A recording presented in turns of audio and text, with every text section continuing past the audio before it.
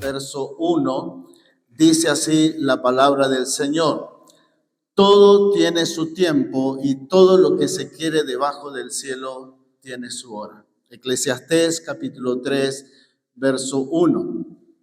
El título de este mensaje, originalmente yo le puse tiempo y propósito. También podríamos decir el texto, algo que quizás, o una frase o un refrán que nosotros decimos normalmente: no dejes para mañana lo que podemos hacer hoy.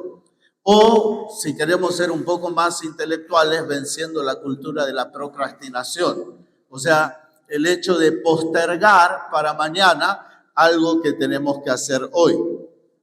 Por el otro lado, también, si nosotros tomáramos una vez, yo en un retiro de jóvenes, yo hice esta prueba. Tomamos una soga, 10 centímetros por cada hora, 2 metros 40, y empezamos a cortar la soga. ¿Sí? ¿En qué hacemos en cada momento de nuestra vida, de nuestro día? Y nos vamos a dar cuenta que empezamos a cortar 8 horas de sueño, o menos, o más, y empezamos a cortar, a recortar, a recortar, a recortar, y cuánto queda para nosotros y cuánto queda para el Señor. Ahora, las 24 horas del día tienen un denominador común que se llama propósito. Nosotros vivimos 24 horas al día y dentro, hagamos lo que hagamos, el denominador, lo que está por debajo de todo o por encima de todo, se llama propósito. Cuando la palabra de Dios dice que nosotros somos cuerpo de Cristo, la palabra de Dios también dice que la misma unción que estaba sobre Jesús está sobre la iglesia, sobre el cuerpo de Cristo. Ahora, cuando nosotros hablamos de unción, en Lucas 4 dice lo siguiente: dice que el Espíritu del Señor está sobre mí por cuanto me ha ungido para dar.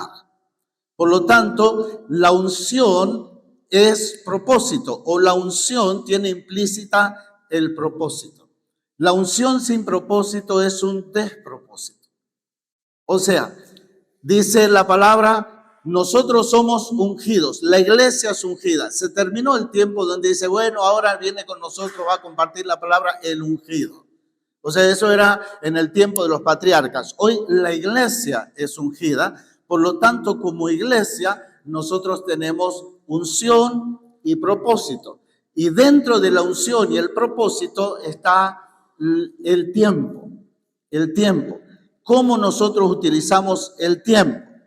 Entonces, en Eclesiastés capítulo 3, verso 10 dice lo siguiente: yo he visto el trabajo que Dios ha dado a los hijos de los hombres para que se ocupen en él. Eclesiastés 3:10. En otra versión, en otra traducción dice: yo he visto el trabajo o la responsabilidad que Dios ha dado a los hijos de los hombres para que nos ocupemos en él. Por lo tanto, podemos tener buenas intenciones, pero estar malgastando nuestro tiempo o estar haciendo de nuestro tiempo algo que está fuera del propósito de Dios. Una cosa es hacer cosas buenas para Dios y otra cosa es caminar en el propósito de Dios. Vamos de vuelta. Una cosa es hacer cosas buenas para Dios o intentar por nuestras propias fuerzas hacer cosas que a Dios le agradan, y otra cosa es caminar en su buena, perfecta y agradable voluntad. Son dos cosas diferentes. Decía en otra prédica hace unos días atrás que muchas veces nosotros dejamos de hacer cosas malas. Y está bueno, ¿verdad? Pero el tema no es dejar de hacer cosas malas, sino empezar a hacer cosas buenas. O sea, dejo de hacer algo para caminar en algo nuevo que se llama propósito, se llama destino. De eso se trata de la vida cristiana. Por lo tanto, aprovechar el tiempo es una virtud de cada uno de nosotros. Debe ser una virtud de cada uno de nosotros. Fíjese, nosotros podemos estar haciendo nuestros propios proyectos de vida y no está mal. Pero si nuestro propio proyecto de vida no está alineado al proyecto de vida que Dios tiene para nosotros, comenzamos a errar o caminar fuera de la voluntad de Dios. O sea, Dios dice que Él tiene un camino preparado de antemano para que andemos en Él. O sea, que no soy yo el que tiene que tratar de hacer un camino para hacer lo que a Dios le agrada, sino es entrar en el camino que Dios ya preparó de antemano para que andemos en él. ¿Me está entendiendo, verdad? O sea, una cosa es tratar de hacer algo bueno y otra cosa es hacerlo bueno, perfecto y agradable, conforme a lo que Dios preparó para cada uno de nosotros. Pablo fue un hombre de propósito.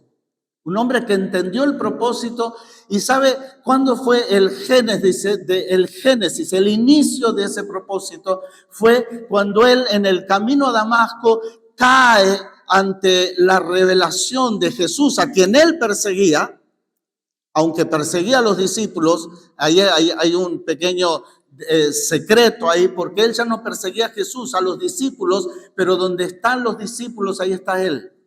Por lo tanto, Jesús consideraba que perseguir a los discípulos era perseguirlo a él, porque la misma unción que estaba sobre él estaba sobre los discípulos. Ahora, por el otro lado, cuando él lo reconoció como Señor, entró en el propósito.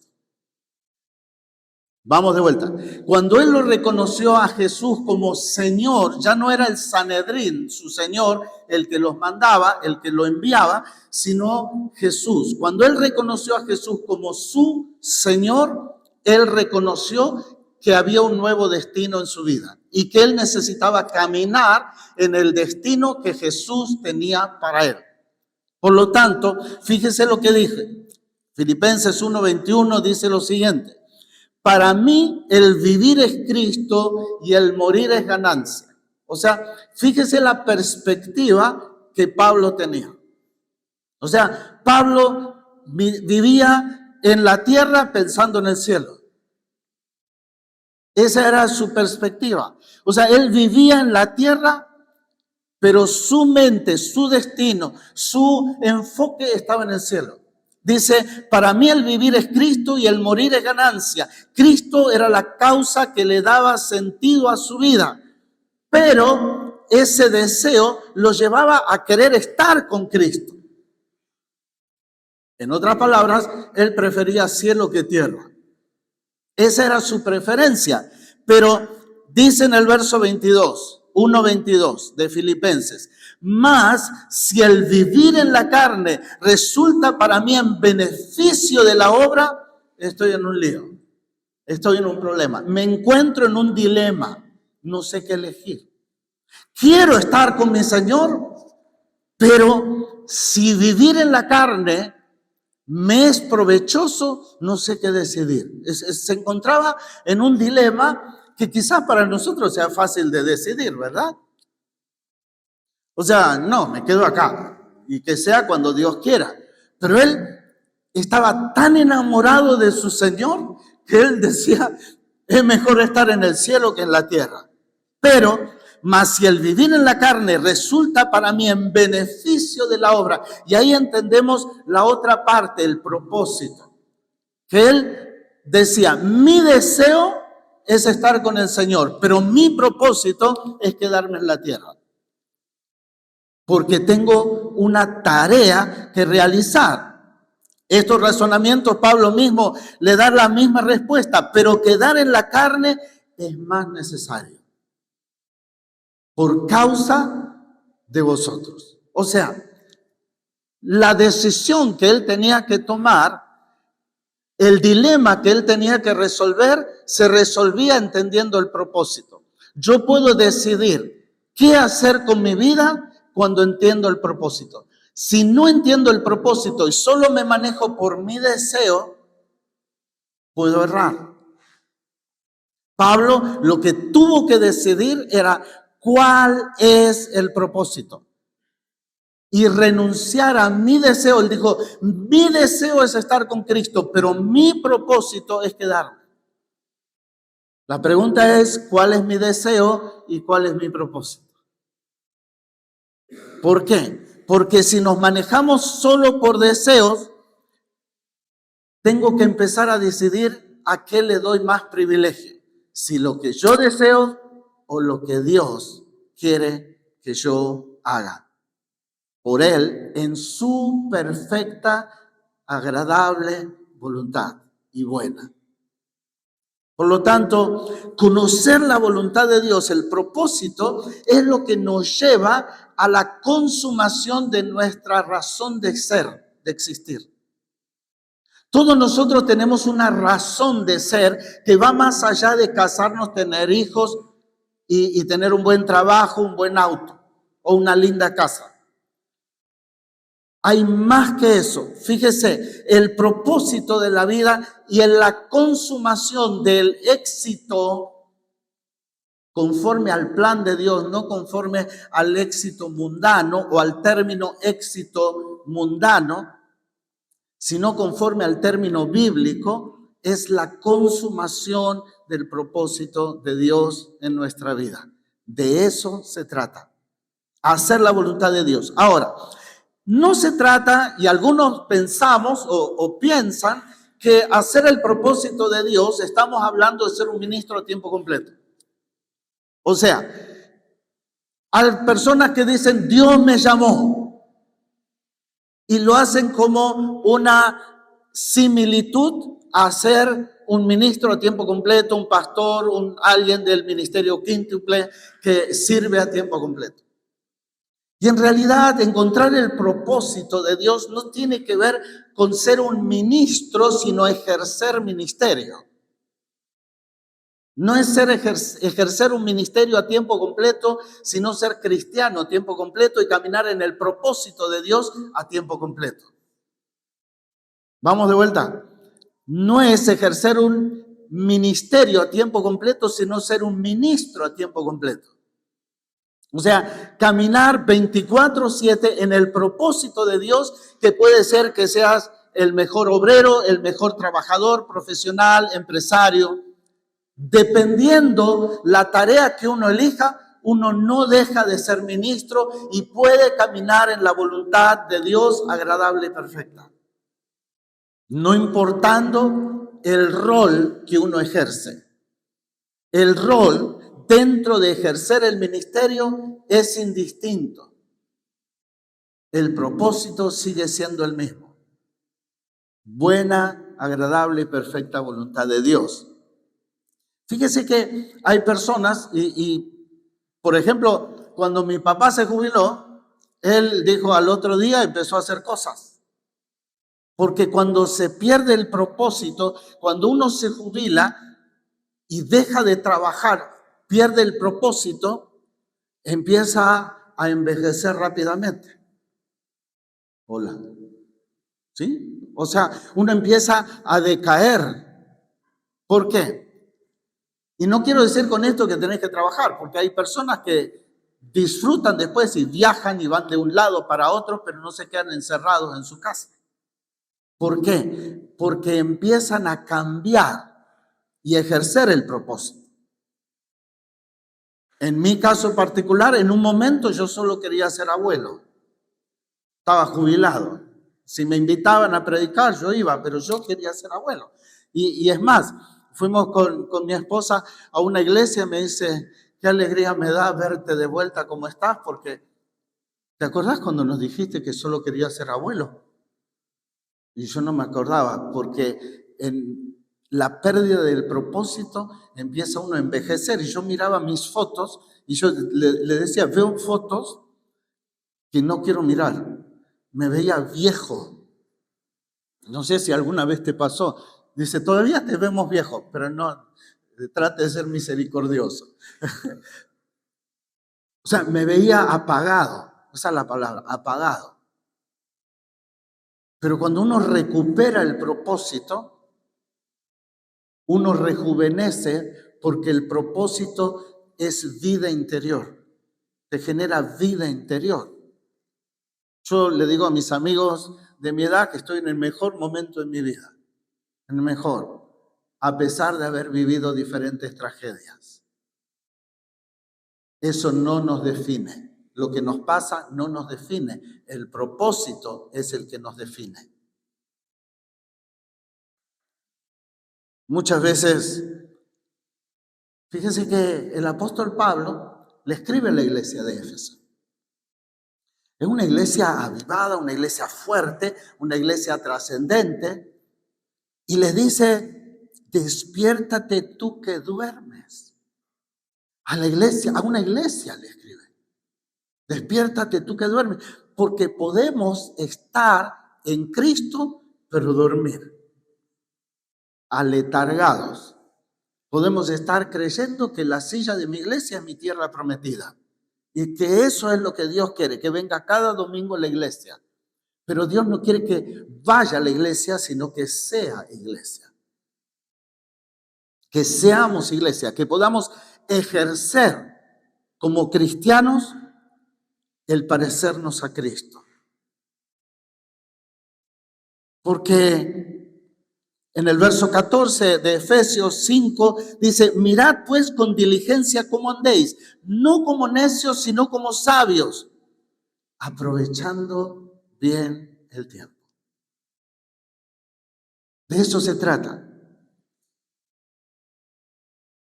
De eso se trata. El hecho de, ¿qué hago con esa medida de tiempo que Dios me dio en esta vida? ¿Cómo manejo ese tiempo? ¿Qué provecho le doy para que otros aprovechen? Vamos de vuelta. Necesito entender el provecho que yo tengo hacia los demás para que otros aprovechen, para que otros beban de mí y no siempre yo estar bebiendo de otros. Esa es una decisión estratégica que cada uno tiene que tomar. No podemos vivir de que otro nos empuje. No podemos vivir de que otros siempre nos estén motivando. Tengo que encontrar mi propia motivación en el propósito que Dios nos ha dado a cada uno de nosotros. Dice en Lucas 16:2, Jesús contó otra parábola a sus discípulos. Un hombre rico tenía un administrador a quien acusaron de derrochar sus bienes. Así que lo mandó a llamar y le dijo, ¿qué es esto que dicen de ti? Rinde cuentas de tu administración porque ya no podrás seguir más en tu puesto. O sea, a veces nosotros la palabra administración la ponemos al lado de dinero. O sea, dinero, administración, administración, dinero. Pero hay algo que cuesta mucho más que administrar el dinero y es administrar el tiempo. Hola. Hay algo que es más difícil de manejar que es el administrar el tiempo. Yo recuerdo en mis primeros viajes a Estados Unidos, yo quería hablar con los pastores y venía un pastor y yo le decía, necesito hablar con usted. Y él me dijo, sí, con mucho gusto, tengo un minuto. Y era un minuto. Me dice, se terminó tu minuto. Dice, nos vemos en otro momento. Y hay veces que nosotros, los latinos, para iniciar una conversación tenemos que tomar media hora de hablar de todo y 5 minutos de lo que fuimos a hablar. Y la pregunta es, ¿y si aprovechamos bien el tiempo? Si aprendemos a manejar el tiempo que Dios nos da para bendecir a otros, te bendeciré y serás de bendición. En el medio hay un lapso de tiempo. En el medio hay una línea de tiempo en la cual yo tengo que recibir y dar. Y cuando doy, recibo. Ese es el círculo virtuoso de un cristiano, que aprovecha bien el tiempo. Claro, en el verso 17, seamos entendidos, 5:17 de Efesios, entendidos de cuál sea la voluntad de Dios. Y ahí nos metemos en un lío, ¿verdad? Porque el ser entendidos, comprender Y la única forma, mis amados, de comprender la buena voluntad de Dios agradable y perfecta está en el quebranto, en el quebrantamiento. Está en ese sacrificio. Romanos 12:1 dice que presentemos nuestros cuerpos como sacrificio vivo, santo, agradable a Dios. O sea, el sacrificio no es el sacrificio de la carne, sino de la carnalidad, que es diferente. O sea, yo no sacrificio mi carne, mi sangre, sino mi carnalidad, mi instinto natural de preservación, de querer hacer lo que yo quiero, como yo quiero, a mi forma y a mi manera. Aprovechar el tiempo tiene mucho que ver con la sabiduría. ¿Cuántos queremos ser sabios? ¿Vieron que está bueno que nos digan es una persona sabia? Yo conozco muchas personas inteligentes, pero poco sabias. O sea, se saben de un cálculo de matemática, lo hacen así, pero erran en la vida. Y lo uso eso de ejemplo porque yo en la matemática prefiero ser sabio, la matemática todavía la debo. Pero entender el propósito tiene que ver con quebrantar mi voluntad ante su voluntad. Es decirle, Señor, tú eres el Señor de mi vida y también de mi tiempo. Señor, ¿qué quieres que yo haga? ¿Cómo quieres que maneje mi tiempo? ¿Cuánto tiempo pasamos delante de la tele? ¿Cuánto tiempo pasamos hablando sandeces? Cuando el Señor quiere que ocupemos ese tiempo en bendecir a otro o en bendecirme a mí mismo, porque no puedo dar lo que no tengo. Somos salvos y fíjese este detalle bien importante, porque a veces nosotros hablamos tanto de la fe y somos salvos por fe. Eso es algo que nosotros no podemos comprar. Nuestra salvación fue dada por el Señor para Él. Por Él y para Él. Para su gloria y para su honra. Pero aquí hay algo bien importante, que es que la fe se traduce en obras. O sea, la fe se demuestra a través de lo que hago. Lo que hago no compra mi salvación, pero mi salvación genera mi propósito. Vamos de vuelta. No puedo comprar mi salvación porque es solo por fe. Pero la fe que nace en la salvación, hay una fe salvadora y hay una fe productora, una fe que produce, que da resultados. Y la palabra de Dios dice que la fe sin obras es que muerta. Y una fe muerta no produce. Y la pregunta es, ¿qué es? ¿Dónde está la productividad de un cristiano? ¿Dónde está? ¿Cómo podemos ver si creo o no creo? La palabra de Dios nos pide muy poquitas cosas. A veces creemos que toda la Biblia es un pedido del Señor. El Señor dice, quiero que me ames a mí más que a todo. Primero, quiero ser tu prioridad. Quiero estar fuera de tu agenda. Quiero ser el alfa y la omega, el principio y el fin. Quiero que sea yo tu todo. Estar por fuera de tu vida. Tus 24 horas, yo estoy por encima. Yo soy el rey de las 24 horas de tu día. Yo no soy parte de tu día. Yo estoy por sobre tu día. Por sobre y por debajo propósito. Dios encima, propósito por debajo. Y en el medio estamos nosotros. Dios como rey y el propósito como consecuencia. Y en el medio nuestra fe productiva. Nuestra fe. Fíjese que en el verso 10, Efesios 2:10, dice lo que yo ya repetí o dije en el inicio, porque por gracia ustedes han sido salvados mediante la fe. Verso 8. Esto no procede de ustedes, sino que es el regalo de Dios, y no por obras para que nadie se jacte o nadie se gloríe, porque somos hechura de Dios, creados en Cristo Jesús, ¿para qué? Para buenas obras, las cuales Dios dispuso de antemano a fin de que las pongamos en práctica. O sea, que esas buenas obras no es una disquisición teológica, no es un conocimiento teológico, sino es práctico, es empírico, es algo que yo practico, que yo demuestro.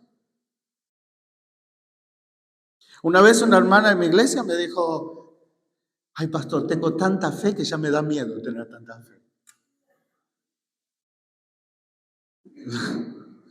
Y yo dije, bueno, avísele a su fe que dé obra, porque no se ven, está como un agente encubierto. O sea, nuestra fe debe ser productiva. Por eso el propósito de Dios tiene que ver, y el aprovechamiento de nuestro tiempo tiene que ver con nuestra fe, con lo que yo estoy creyendo. Lo que creo, eso es lo que produzco. Si yo me creo en poco, ¿qué es lo que voy a producir? Poco. Si yo me siento nada, ¿qué es lo que voy a dar? Nada. Si yo digo no puedo, no sé, no tengo, ¿qué es lo que va a suceder? No puedo, no voy a poder, no voy a saber y no voy a tener. Si yo sí creo que sé, que puedo y que tengo, lo que voy a producir son resultados. La salvación viene por fe, pero la recompensa viene por obras. La pregunta es, si nosotros tenemos y somos un pueblo de esperanza, ¿cuántos somos un pueblo que tiene esperanza? Que solo estamos de paso por aquí. También necesitamos tener conciencia de que un día tendremos que dar cuentas de lo que hicimos en esta tierra. Un día vamos a tener que dar cuentas, porque si creemos todo, vamos por todo. Entonces, en 1 Corintios capítulo 3, 13 al 15, y más adelante en Apocalipsis 22, 12, dicen: miren que vengo pronto, traigo conmigo mi recompensa y les pagaré a cada uno según lo que haya hecho. Hola. O sea, si nosotros creemos por todo, tenemos que también tener una mirada en la eternidad. Yo recuerdo, mi abuelo, él falleció cuando yo tenía 10 años, pero él hablaba más del cielo que de la tierra y vivía bien en la tierra, Tenía bien los pies sobre la tierra, pero su corazón estaba en el cielo. Él siempre hablaba del cielo y de que él un día se iba a encontrar con él. Y la palabra de Dios dice: porque es necesario que todos comparezcamos ante el tribunal de Cristo. 2 Corintios 5:10 dice: para que cada uno reciba lo que le corresponda, según lo bueno o lo malo que haya hecho mientras vivió en el cuerpo.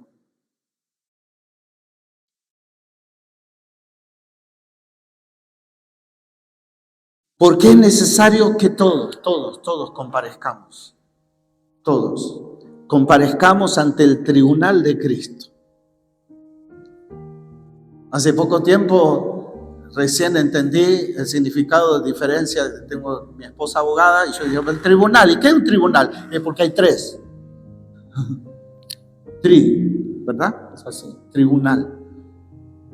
Necesitamos comparecer ante el tribunal de Cristo y dar cuenta de lo que hicimos en esta tierra, en este mundo. Una de las cosas más importantes que Él nos va a preguntar: ¿qué hiciste con lo que te di? Y una de las cosas, Él no nos va a preguntar qué hiciste con el dinero, porque ese es un problema nuestro. No es el diablo que nos ataca cuando viene el resumen de la tarjeta. Fuimos nosotros, nos metimos en el lío Y tenemos que aprender a salir del lío creyendo. Pero el tiempo que Dios nos dio, pateamos siempre para adelante. En Argentina siempre el gobierno de hoy patea para adelante para que lo pague el gobierno que sigue. Es parte de nuestra cultura, yo creo. Esperemos que cambie. Pateamos para adelante, postergamos, esperamos hasta mañana lo que podemos hacer hoy. O somos personas que entendemos que el Señor nos dio un tiempo y necesitamos administrar ese tiempo en esta tierra. Seas joven, seamos adultos, el propósito de Dios no termina hasta el último momento que respiramos. Pero ya cuando dejamos de respirar no hay más nada que hacer. Después viene el tribunal.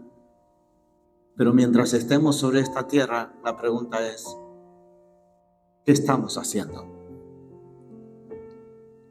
En Mateo 25 hay una parábola que habla de los talentos.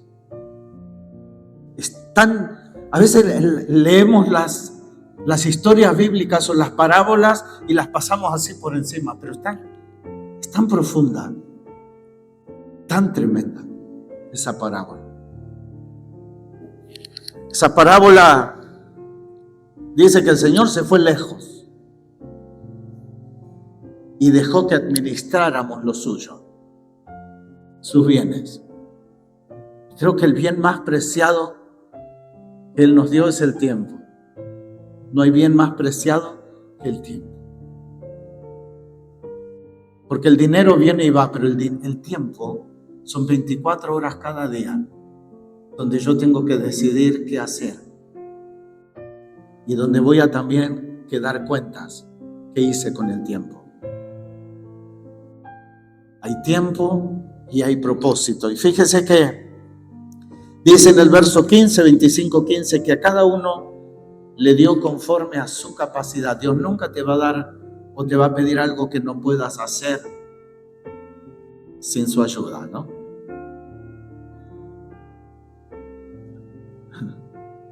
Le dio a cada uno según su capacidad, según lo que podés hacer. Tiempo. 2 de los administradores pusieron sus talentos, sus dones, sus regalos, sus bienes, su tiempo, su dinero, y lo pusieron a trabajar y lo multiplicaron. Pero uno de ellos lo escondió, porque en vez de tener temor de Dios, tuvo miedo. En vez de tener temor de Dios, tuvo miedo. Y antes que lo recriminen o lo corrijan, dijo, prefiero guardar y no hacer nada. Calladito se me ve más bonito. Así dijo. Y a veces calladito, más bonito, no siempre es lo que aplica. Pero tener una actitud mezquina ante el tiempo no está bueno para nosotros. Somos el pueblo de Dios, escogidos, llamados de tinieblas a su luz admirable, para que seamos sus siervos, sus sacerdotes, para que seamos aquellos que expresemos a Cristo. La gente todavía quiere ver a Jesús. Dije anteriormente, lo primero que nos pide es que lo amemos a Él más que todo. Segundo, que crezcamos a la estatura del varón perfecto. Nuestra vida es un proyecto de crecimiento. Todos los días. Nuestra vida es un proyecto de crecimiento donde Cristo necesita crecer en nosotros. Y por último, vayan y hagan discípulos. Un cristiano que no hace discípulos es un cristiano que tiene una fe no productiva. Necesitamos hacer discípulos, no ir al discipulado. Hola. No tomar un discipulado, no hacer un curso, sino ir y hacer discípulos. Pocas cosas. Dice, pastor, es que yo no sé qué decir, no sé cómo hablar. No te preocupes por eso, el Señor hablará por ti. La gente lo único que necesita es ver a Jesús en nosotros. Es lo único que necesita. No necesita más que eso, ver a Jesús en nosotros. Había unos griegos que buscaban a Jesús. Querían ver a Jesús. Hoy la gente necesita ver a Jesús. A veces invitamos a la iglesia y la gente no quiere venir a la iglesia, pero necesita ver a Jesús en nosotros como puerta del reino para entrar a ese reino. La pregunta es, ¿cuántos decidimos en este día tan especial entender que el lapso de tiempo que vivimos en esta tierra, nosotros no decidimos cuánto tiempo es? No decidimos. Pero lo que sí podemos decidir es qué hacer en ese tiempo, hasta que el Señor nos llame a su presencia. ¿Qué hacer con el tiempo que el Señor nos ha dado? Unos multiplicaron, otros se escondieron. ¿Somos de los que multiplicamos o de los que escondemos? Quizás en esta mañana sea bueno poder decir, Señor, quiero desenterrar el talento que escondí por años, por miedo, y desenterrar y quitar mi miedo para ser ese hombre, esa mujer de Dios que multiplica, que da lo que de gracia ha recibido. Si la gracia la enterramos, la gracia pierde su sabor, pierde su efecto. La gracia solo tiene sentido cuando se la da. No tiene otro sentido que es cuando se la da. Hay alguien aquí en esta mañana que dice, yo necesito desenterrar mi talento. Necesito dar lo que de gracia yo he recibido.